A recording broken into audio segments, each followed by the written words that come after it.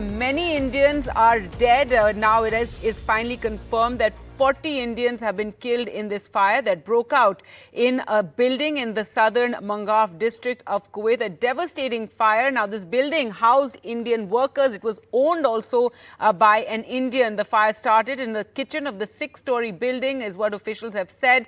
And they've also reported that the building had nearly 160 people living in it who are workers of the same company. Eyewitnesses said some people even jumped from the 5th floor of the building to escape the fire and died. Prime Minister Narendra Modi condoled the deaths and said the Indian embassy is closely monitoring the situation and working with authorities there to assist the affected. In fact, the ambassador also visited the hospital where many injured Indians were being treated, as well as the building where the fire broke out today evening. There's also a meeting at the Prime Minister's residence. Well, joining us for more is Revan D'Souza, managing editor, The Kuwait Times. Also, NDTV's Mohammed Ghazali, who will bring us the latest from here. Revan D'Souza, thank you so much for joining us here at NDTV. What is the latest that you can share with us? A devastating fire, so many people dead. Yes, absolutely. It's a very sad day for all Indians living in Kuwait.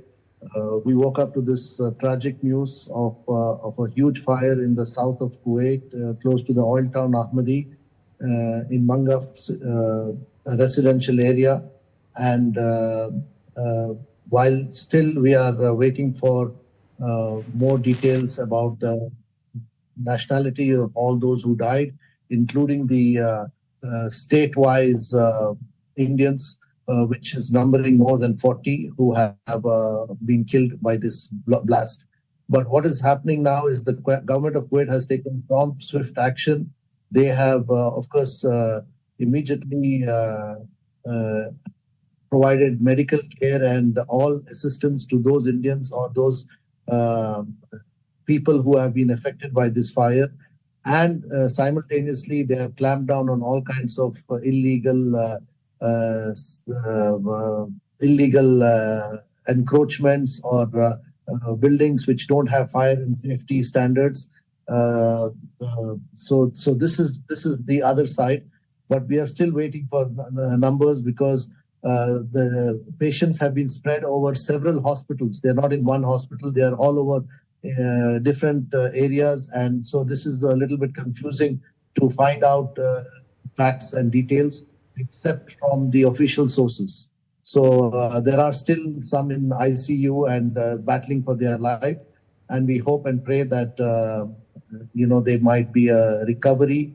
But it's tragic. It's truly tragic, and I think the aftermath of this huge blast will have many implications for the laborers here and for the employers. That's right. The confirmation that 40 Indians have died in this only came, just a short while ago. The official confirmation, though, of course, it was something that was feared. But yes, questions raised about the building as well. The fact that this was 6-story, it housed 160 people, at least, is what we're being told. So many questions being raised about the safety. It was owned also by an Indian there in Kuwait. The number is more than that, but we're waiting for official details because different sources are giving different numbers. There were 160 probably at that time, but there were some more being housed in that building who were at work or not in the building. The other thing is that the numbers are, when the firemen went in, many of the rooms had already, bodies were found, which was very unfortunate, and they could not be helped or resuscitated with any treatment. So it was really a sad sight, as I am told. All right. Well, thank you so much, Revan D'Souza, for joining us with all the latest news there from Kuwait after this massive tragedy took place. Let's go across to Ghazali now for more. And Ghazali, we know that there's going to be a meeting today at the Prime Minister's residence. Also, the MOS External Affairs will be leaving for Kuwait later tonight. Yeah, a high-level meeting has been called at Prime Minister's residence, where not only the MOS External Affairs Ministry, but also senior officials of the External Affairs Ministry will attend the meeting with Prime Minister to take a stock of the situation back there in Kuwait. Because MOS Minister of State Kirti Vardhan Singh will be traveling to Kuwait after this meeting. He'll board a late-night flight and go there to assist those who have died and also those who are injured and are admitted in the hospital. For those who have died, their mortal remains have to be repatriated, and for that is smooth repatriation. A Minister of State for External Affairs Ministry has been asked to travel to Kuwait. What we also know right now is that 40 Indians have been killed. That data has come from the External Affairs Ministry, and around more than 30 are still injured. And we also know that there are other people from other nationalities who are also injured. So this was a 6-story building, and perhaps more than 160 people were staying there. The Minister of Interior Affairs there in Kuwait has also asked for strict action against the one who owns the building, the janitor, the one who was perhaps preparing food, and after which the building caught fire, and also whosoever was responsible for violating the fire safety norms for the building. So the local authorities are also monitoring, probing that angle. Meanwhile, the Indian ambassador in Kuwait is also coordinating with the relief work as well as the process of identifying those who have lost their life, and has also issued a helpline number for people back here in India, because mostly out of the casualty of what we have heard is that as of now 49 people have been killed. Out of those, 40 are Indians. So updated figure is, and the information has yet to be released from the Indian embassy there in Kuwait, but this is what the latest we have picked up. All right, Ghazali, so key meeting there at the Prime Minister's residence. Also the helpline number being released. As you can imagine, many anxious families here in India. Thanks so much for joining us there with the latest. Now, here's a look at what some of the victims, some of those who were lucky enough to escape, what they had to say. Many of them escaped with their lives. कोई तकलीफ वगैरह भैया अभी आपको? तकलीफ कोई नहीं है, पहले से बेटर है। अच्छा, ठीक है, अच्छा लग रहा है। अपने घर पे बात हुई आपके? जी, बात हो रही है। सब लोग ठीक है, हाँ, सबको इत्मीनान दे दिए, तसल्ली दे दिए? अच्छा। कंपनी के आदमी आए थे आपसे पूछने के लिए? हाँ, कंपनी के आदमी आते हैं। ओके, अपना ख्याल रखिए भाई, और कोई परेशानी की बात नहीं है। मिनिस्ट्री यहाँ पे बहुत ख्याल करती है, आप भी अपना ख्याल रखें, है ना? Thank you very much. आप कहाँ से? नेपाल से? हाँ, नेपाल से। कैसा लग रहा है अभी? थोड़ा अच्छा लग रहा है। कोई परेशानी नहीं? कोई परेशानी। ओके, अपने घर में बात की आपने अपनी फैमिली से? इंडिया में, बांग्लादेश में? आप कहाँ पे? आप नेपाल के हैं? नेपाल के, ये नेपाल से हैं। ये भी कंपनी में काम करते थे। ये कितने बजे हादसा हुआ था भाई? वो 4:30 बजे से। 4:30 बजे। तो आपने कैसे बचे आप? हम तो सुबह आदमी लोग जो हल्ला कर रहा था रूम पे, इसलिए हम जाएगा। बाद में हम लोग शीशे खोल के बाद में वो जंप नहीं किया। हाँ। केबल तार था, उसमें बांध के। अच्छा, केबल तार। अच्छा, केबल तार से बाहर नीचे उतरे? ओहो, वो 3 आदमी जैसे उतरा उसको। अच्छा, 4 आदमी जैसे। अच्छा। और दूसरा रूम का आदमी इधर आके उतरा। All right, so that man managed to escape with the help of a cable wire. We'll continue to track the developments in Kuwait. In other news now, TDP chief and Chandrababu Naidu took oath as Andhra Pradesh chief minister for the 4th time after his party scored a thumping win in the assembly polls held alongside the general elections. 24 members of his cabinet also took oath, and there's 17 first-timers who are ministers in this new government. Prime Minister Narendra Modi and Chandrababu Naidu also shared a special moment on stage when the Prime Minister gave him a tight hug. Nara Chandrababu Naidu ane nenu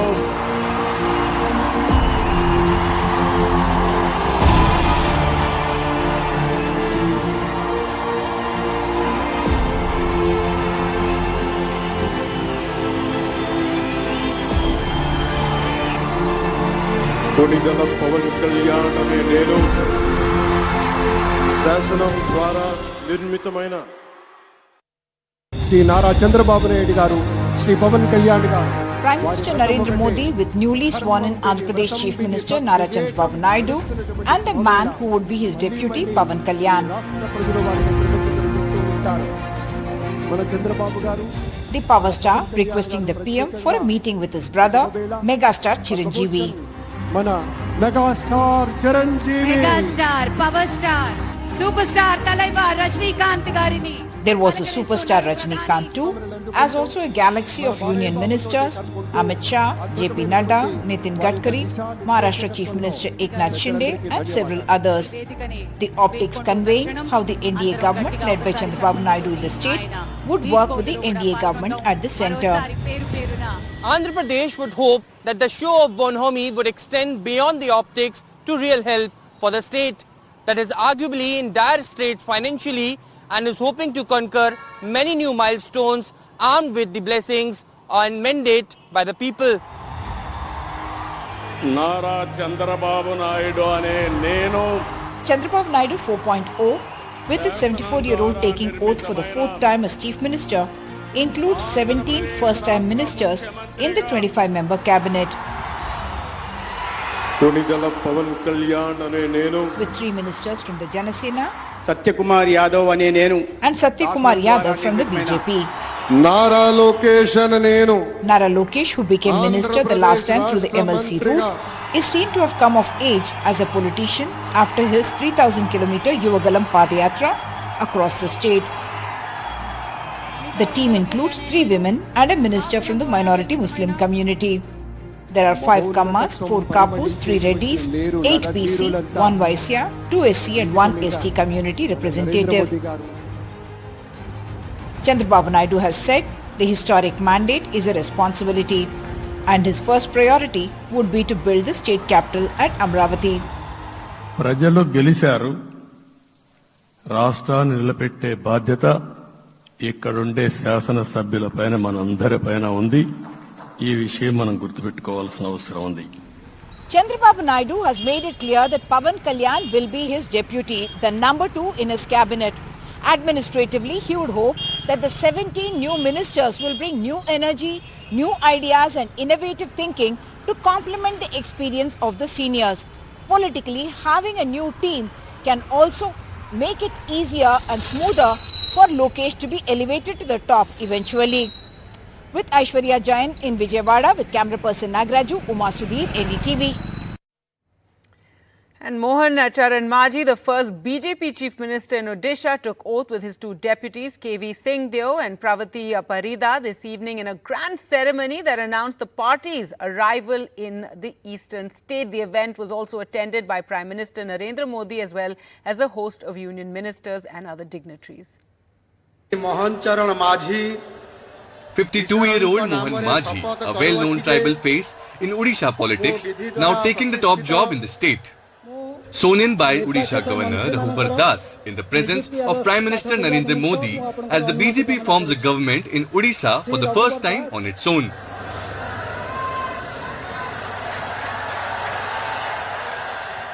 ଚରଙ୍କ ନାମରେ ଶପଥ କରୁଅଛି ଯେ ମୁଁ ବିଧି ଦ୍ୱାରା ପ୍ରତିଷ୍ଠିତ ଭାରତର ସମ୍ବିଧାନ ପ୍ରତି ଶ୍ରଦ୍ଧା ଓ ନିଷ୍ଠା ରଖିବି.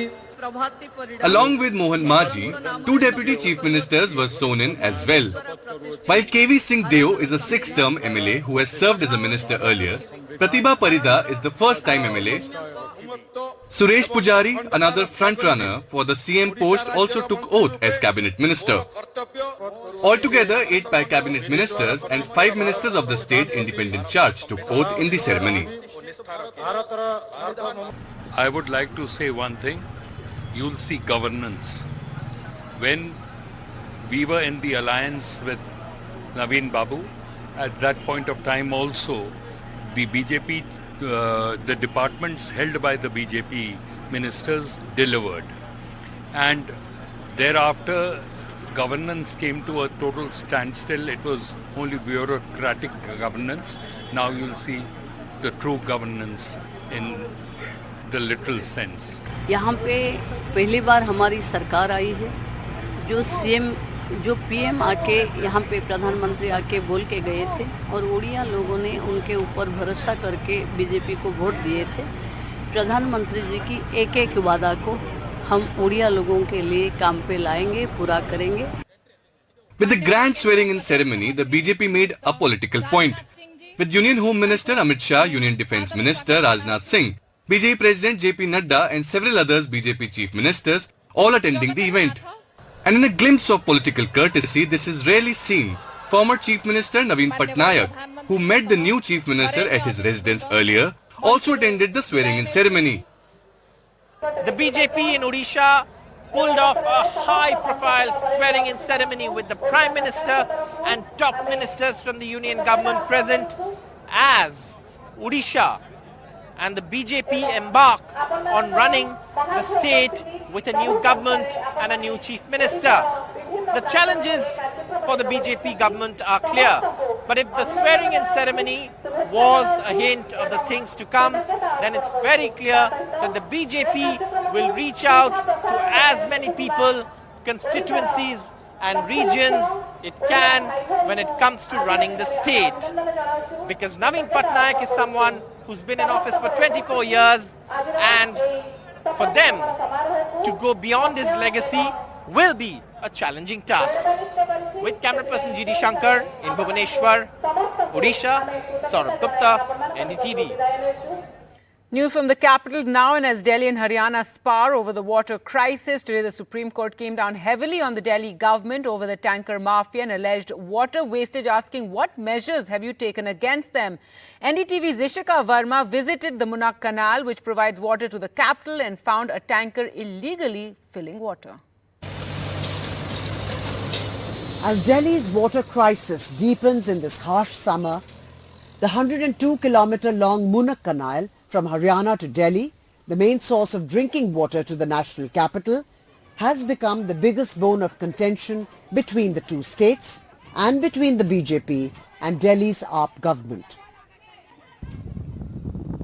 The BJP has accused the AAP government of failing to stop pilferage from the canal, while the Delhi LG has said as much as 1/5 of Delhi's water is being stolen from the canal within the boundaries of the capital.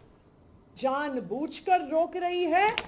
Aam Aadmi Party has refuted the allegations and said the Haryana government is deliberately withholding water for Delhi.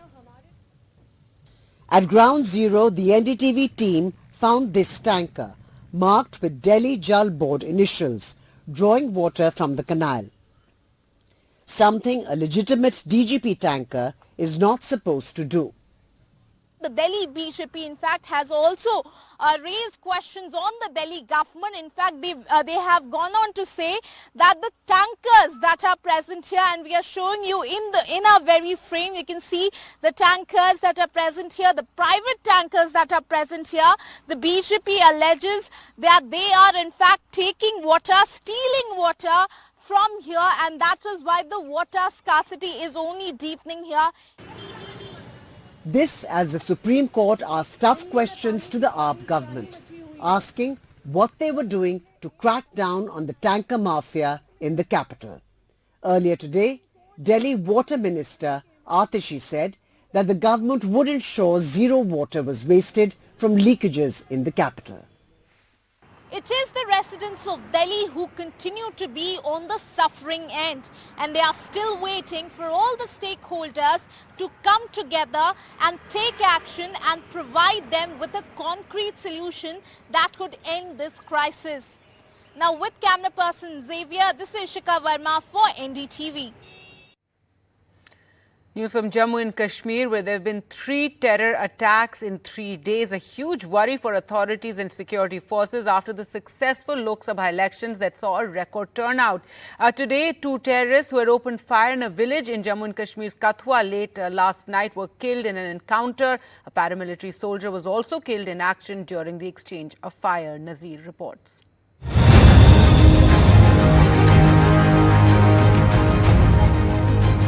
3 attacks in 3 days as terror spreads its shadow across the Jammu region.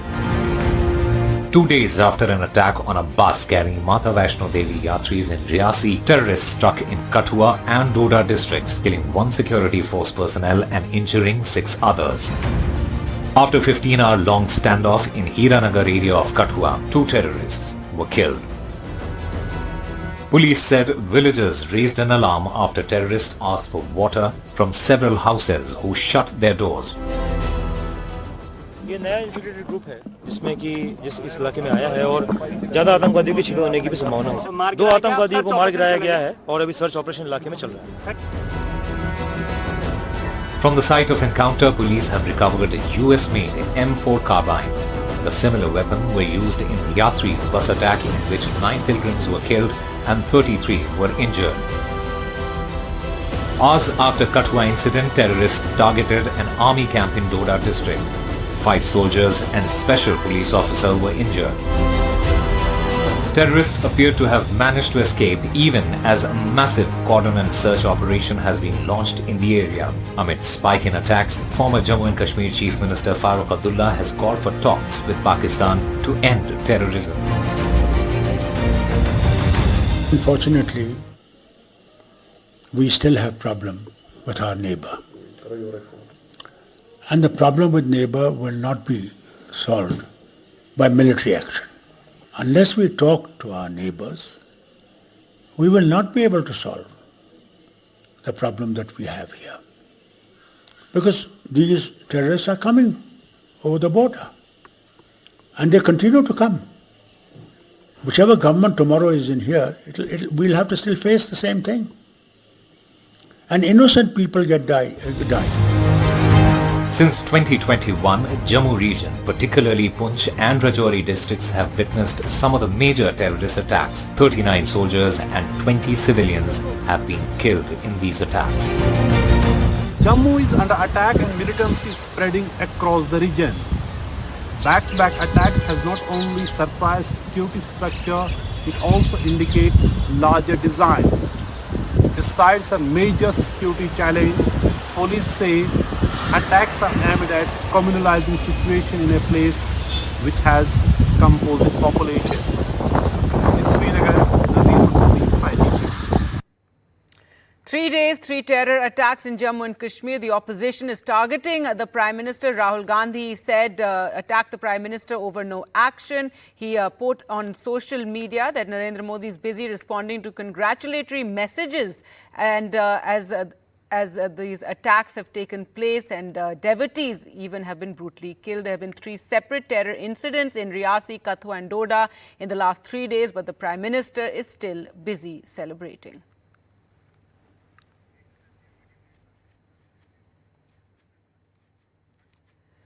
Now, the latest on the murder of a man in Karnataka that has shaken up the Kannada film industry, with the leading man Darshan embroiled in it. A top actor. Was the actor present at the scene of the crime? That is the question the police are trying to get to the bottom of. When 33-year-old Renuka Swamy was killed, the Bengaluru police have been busy interrogating the star and his girlfriend, actor Pavitra Gowda, while conducting spot inquests. In fact, the allegation is that the man was sending obscene messages to Pavitra Gowda that led to his murder.